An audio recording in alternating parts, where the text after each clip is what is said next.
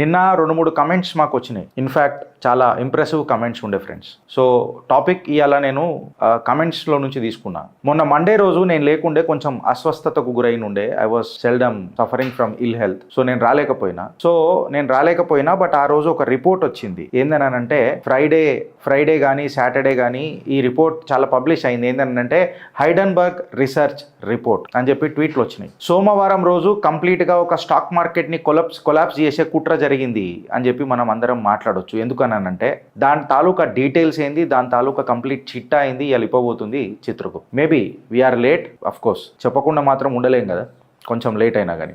Purpose defeat చేయడానికే చాలా ప్రయత్నం చేస్తుంది ప్రతిపక్షం ఇవాళ భారతదేశంలో. ఈ హిడెన్బర్గ్ రిపోర్ట్ మళ్ళీ ఏంది అని అంటే ఈసారి ఏకంగా సెబీని టార్గెట్ చేసిండ్రు. సెబీ చీఫ్ ఎవరైతే ఉన్నారో మన మద్హబీ పూరి బౌచ్ ఎవరైతే ఉన్నారో ఆమె ప్లస్ ఆమె హస్బెండ్ మన ధావల్ బౌచ్, వీళ్ళిద్దరి మీద గంభీరమైన ఆరోపణలు దుమ్మెత్తిపోయినకే ప్రయత్నం చేసింది హిడెన్బర్గ్. మళ్ళొకసారి హిడెన్బర్గ్ ప్రతి ఒక్కసారి ఇట్లా ఎందుకు చేస్తుంది, దీని చేయడంలో కారణం ఏంది, దీనివల్ల ఉపయోగం ఏంది, ఇది జరగడం వల్ల ఎవరికి లాభం జరుగుతుంది, ఎందుకు ప్రతిపక్ష నాయకులు దీని మీద సపోర్ట్ చేస్తారు హిడెన్బర్గ్ రిపోర్ట్కి. గంభీరమైన ఆరోపణలు నేను డైరెక్ట్ చెప్పిన in the interest of time friends. ఏందనంటే SEBI chief under the scanner అని చెప్పి ఒక రిపోర్ట్ వచ్చేస్తుంది. ఎందులో ఫ్రంట్ లైన్ న్యూస్ డెస్క్లా August 12, 2024 Hindenburg puts SEBI chief under the scanner over the conflict of interest, all you need to know అని చెప్పి పెడతారు. ఏమని చెప్తారనంటే యుఎస్ బేస్డ్ ఫర్మ్ ఏదైతే హిడెన్బర్గ్ ఉన్నదో మన సెబీ చీఫ్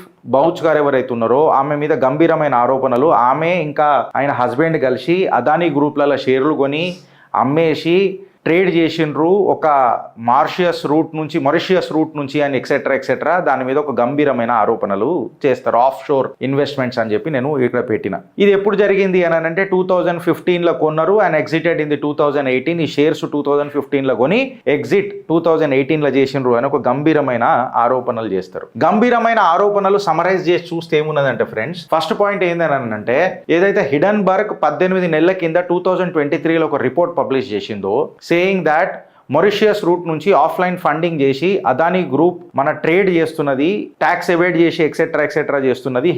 హిడెన్బర్గ్ ఒక విజిల్ బ్లోవర్ లాగా మారి ఈ ఫండ్స్ని మొత్తం బట్టబయలు చేసింది.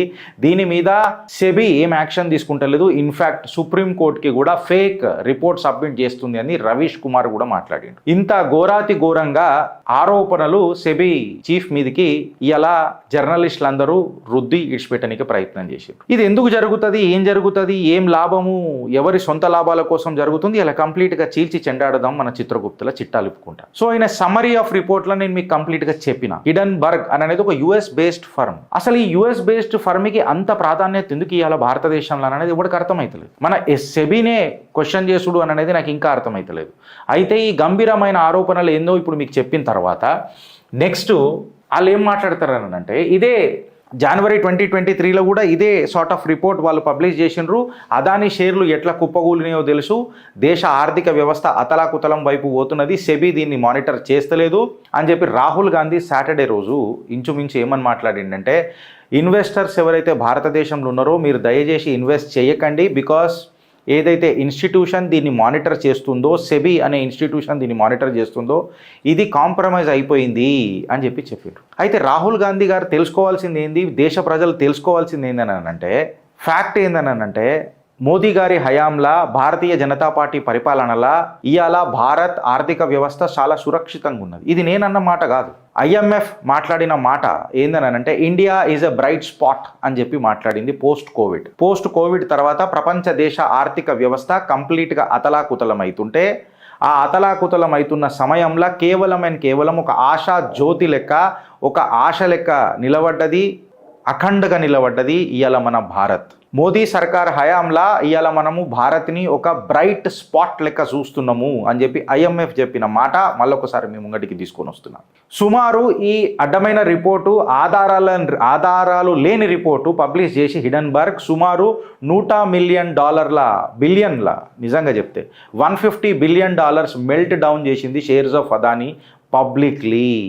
ఎంతమంది జీవితాలతో నాడుకుందో ఈ అడ్డమైన ఆధారాలు లేని రిపోర్టు హిడెన్బర్గ్ పబ్లిష్ చేసిన రిపోర్ట్ ఒకసారి మీరు అర్థం చేసుకోండి.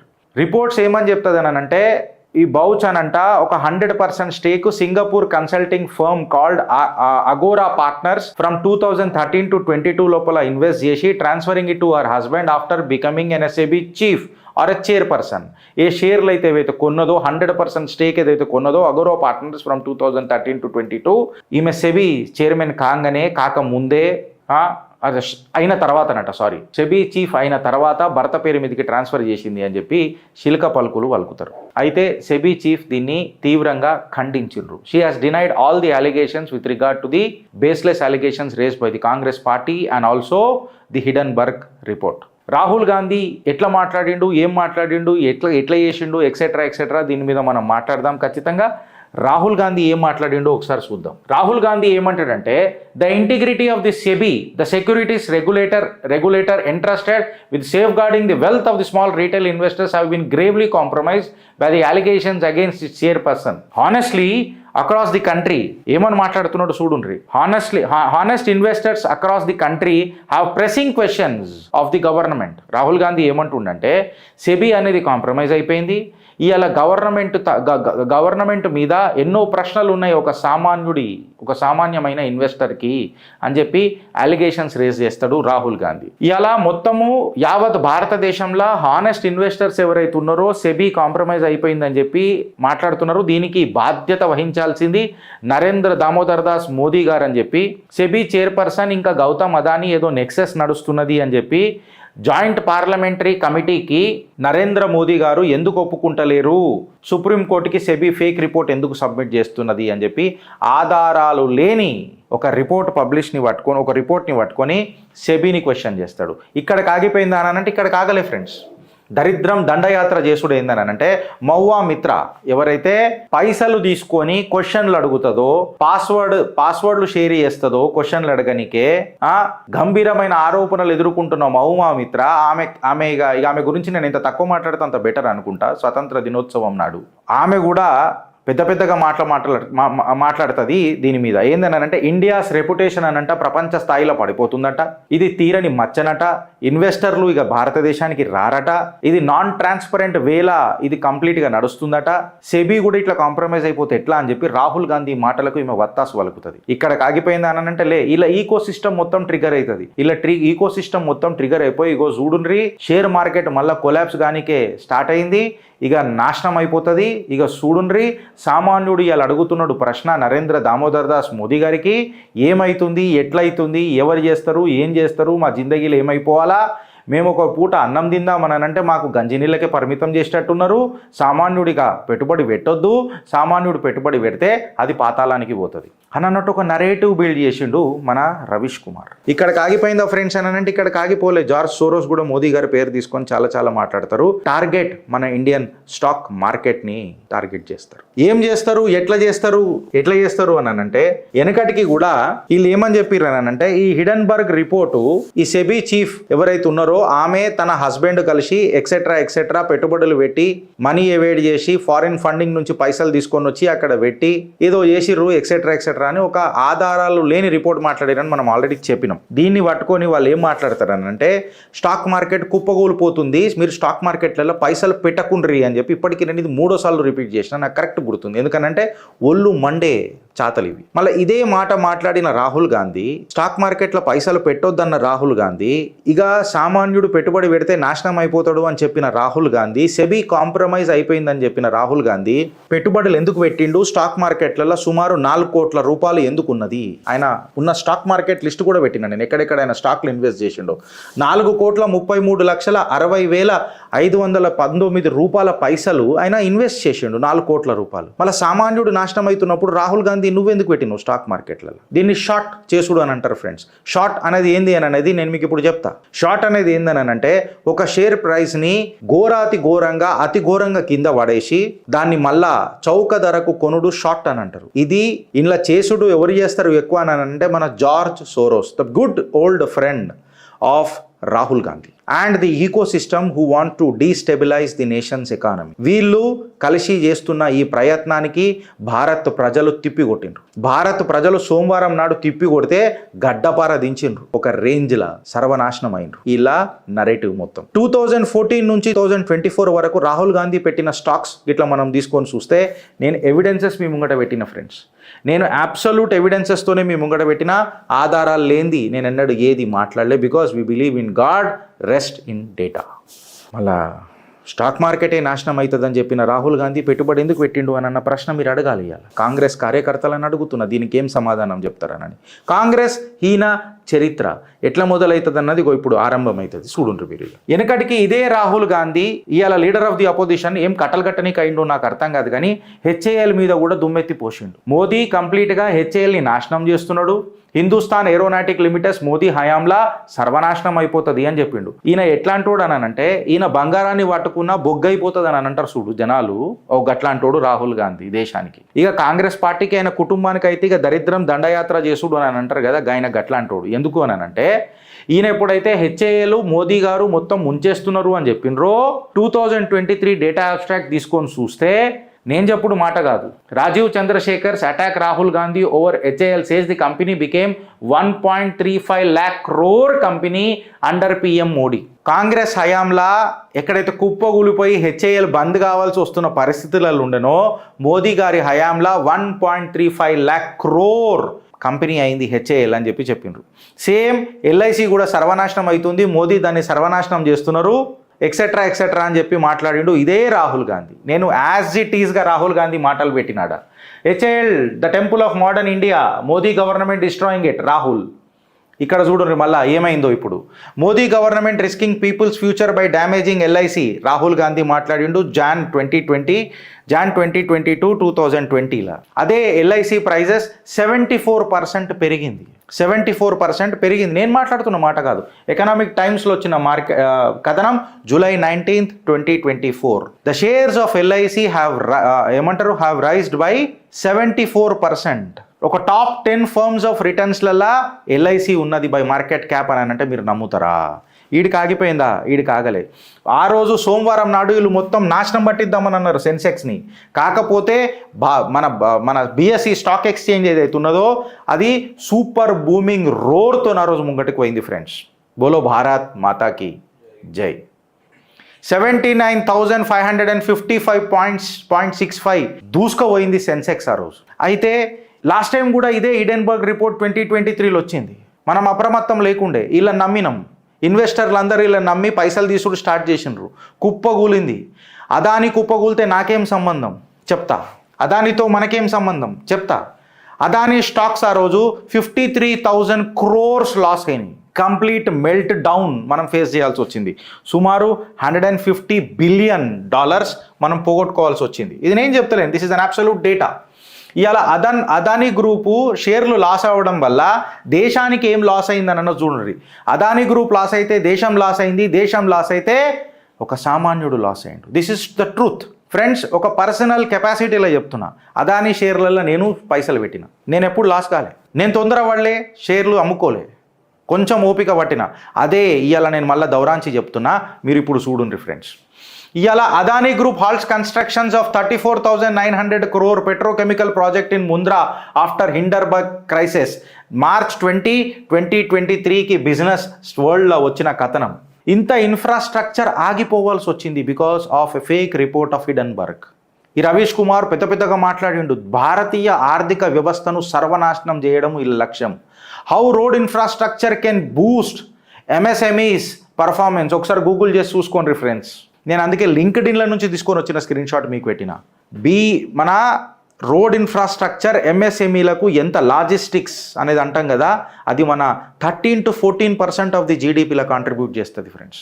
ఇక దీనికంటే ఎక్కువ నేను ఏం చెప్పాలా మీకు, మీరు ఒకసారి అర్థం చేసుకోరు. ఇక జీడిపి తెలియనోడు క్వశ్చన్ అడుగుతే ఇక నేను ఏం చేయలేను అనుకోండి. ఇవాళ భారతదేశానికి 2000 నాకు తెలిసి 2030 అనుకుంటా, yes by 2030 India power capacity ఎంతైతే ముంగడు పోవాలని అనుకుంటాం కదా ముందు చూపుతోని, అది సుమారు 250 GWకి ఉత్పత్తి చెందేటట్టు మనం సామర్థ్యం పెంచుకోవాలి బై 2030. ఆ 250 గీగావాట్స్లా 45 గీగావాట్స్ ఏదైతే ఉత్పత్తి చేయాలని అనుకుంటుందో అది అదానీ గ్రూప్ చేస్తున్నదంటే మీరు నమ్ముతారా? అందులో సుమారు 20,434 మెగావాట్ల ఉత్పత్తి ఆల్రెడీ వాళ్ళు ప్రారంభించేసిండ్రు, మనకు అందుబాటులోకి తీసుకొని వచ్చిండ్రు. By 2030 Adani group 45 gigawatts of current ఉత్పత్తిని దేశంలో చేస్తున్నది. అంటే మన దేశం ఆత్మనిర్భర్ ఎంత అవుతున్నది. ఇవన్నీ పాశ్చాత్య దేశాలకు కొంచెం కిరికిరి చేస్తాయి, వెస్టర్న్ కంట్రీస్కి కొంచెం కిరికిరి చేస్తాయి. ఆత్మనిర్భర్ భారత్ అవుతుంటే వాళ్లకు అవమానం జరుగుతుంటుంది. భారత్ ముందటికి ఎదగొద్దు. ఇగో ఇక్కడ అందుకే నేను ప్రతిసారి ఒక మాట చెప్తా, మేరా భారత్ అపునా మోదీ. ఎస్, మేము కొన్ని దాంట్లలో క్రిటిసైజ్ కూడా చేస్తాం. ఎందుకు క్రిటిసైజ్ చేస్తాము అని అంటే అన్ని డెసిషన్స్ కరెక్ట్ ఉండాలని ఏం లేదు. నేను చెప్పిన కదా, నా గోడకు మచ్చ పడితే ఆ గోడకు సున్నం వేసుకునే ప్రయత్నం చేస్తా, అంతేగాని ఇల్లు గుల్ల కొట్టుకునే ప్రయత్నం ఎన్నడూ చిత్రగుప్తుల చెయ్యం. కోస్తే కాషాయమే, ఇది యాది పెట్టుకుంటారు. సో ఇక్కడ కాగిపోయింది అని అంటే ఇక్కడ కాగిపోలే. కాకపోతే ఈ వ్యవస్థను ఎవరు కూలగొట్టాలని చూస్తున్నారు అనంటే, ఒక రిపోర్ట్ ప్రకారము, ఆధారాలు నా దగ్గర అన్నీ ఉంటాయి ఫ్రెండ్స్, ఒక రిపోర్ట్ ప్రకారము, సండే గార్డియన్ ప్రకారము, ఒక టాప్ లీడర్ ఆఫ్ అపోజిషన్, పేరు డిస్క్లోజ్ చేయలేము తెలిసినా కానీ, ఒక టాప్ లీడర్ ఆఫ్ అపోజిషన్ లండన్లా బ్యాంకర్లను కలిసిండు. ఎందుకు కలుస్తాడు? ఈ లండన్ బ్యాంకర్లతో ఏం పని ఉండే? ఎవరు ఈ భారత ఆర్థిక వ్యవస్థను అస్తగస్తం చేద్దామని డిసైడ్ అవుతున్నారు. వాళ్ళకు లాభమైంది అని అంటే, ఈ జార్జ్ సోరోస్ అని ఒక పేరు బాగా మనసార్లు వినిపిస్తుంది. ఈ జార్జ్ సోరోస్ ఎవరైతే ఉన్నారో, జూయిష్ బ్యాక్గ్రౌండ్ ఉన్న ఈ జార్జ్ సోరోస్ యాక్చువల్ పేరు స్క్వాట్స్. ఆయన మన ఏదైతే డిటెన్షన్ సెంటర్ ఉండేనో, లేకపోతే ఎక్సెట్రా అప్పుడు ఏదైతే జర్మనీతో కిరికిరి అప్పుడు జరుగుతున్నప్పుడు ఏదైతే ఉండేనో దాన్ని బచాంచుకోనికే ఆయన స్క్వాట్స్ నుంచి సోరోస్ అని పేరు పెట్టుకున్నాడు. ఈ సోరోస్ అనే వ్యక్తి బ్యాంక్ ఆఫ్ ఇంగ్లాండ్ని ఎట్లా కుప్పగూల్చుండో మనకు అందరం చూసినాం. మలేషియాని ఎట్లా హస్తగతం చేసిండో మనం చూసినాము. థాయిలాండ్ ఏం జరిగిందో మనం చూసినాము. ఏషియా పసిఫిక్లనే దీని ప్రభావం మనం అందరము సాక్షాత్కారం సాక్షులమైనం నిజంగా చెప్పాలనంటే. In fact one of the worst recession of Malaysia ఈ సోరోస్ వల్ల వచ్చింది. అండ్ ఈ సోరోస్కి ఒక రెజిమ్ చేంజర్ అని కూడా పేరున్నది. ఎందుకు ఈ సోరోస్కి ఇవన్నీ చేస్తే ఏమొస్తుంది అని అంటే, చెప్పిన కదా, short.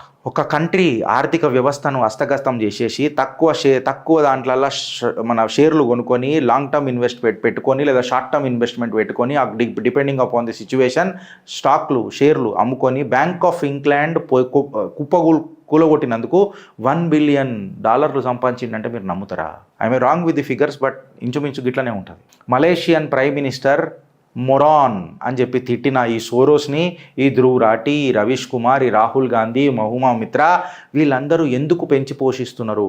And do you know a fact friends, $1 billion $1 billion fund ఈ జార్జ్ సోరోస్ అనే వ్యక్తి ఈ నేషనలిజం అనేది ఏదైతే పిచ్చి ఉంటుందో చూడు జనాలకు, నేషనలిజం, దీన్ని సంపనీకే ఈ ఫండ్ పెట్టుకుంటాడు. ఈ నేషనలిజం అనే పిచ్చిని సంపనీకే ఈ రెజిమ్ చేంజర్ చేసి పైసలు సంపాదించుకునే కుట్రల రాహుల్ గాంధీ వీళ్ళతో చేతులు కలిపి తిరుగుకుంటా ఇవాళ మనతోని మాట్లాడుతున్నాడు అనంటే, ఇవాళ ఆలోచించాల్సింది ఎవరు అని చెప్పి మీరు ఆలోచించు. ఇవాళ బంగ్లాదేశ్లో ఇన్ని జరుగుతుంటే, ఇంత లొల్లి జరుగుతుంటే, అది ఇంటర్నల్ మ్యాటర్ ఆఫ్ బంగ్లాదేశ్, నేనెందుకు కమెంట్ చేయాలని మాట్లాడినోడు మళ్ళీ భారతదేశంలో డెమోక్రసీ చచ్చిపోతుందని చెప్పి విదేశాలలో పోయి America and the European countries are silent on what is happening on the democracy of this of India అని చెప్పి మాట్లాడతాడు. డెమోక్రసీ లోక్తంత్ర కత్రేమే అని చెప్పి మాట్లాడతాడు. దీనికి జవాబు ఎవరిస్తారు? ఈ జార్జ్ సోరోస్ని ఒక మలేషియన్ ప్రైమ్ మినిస్టర్ మొరాన్ అంటే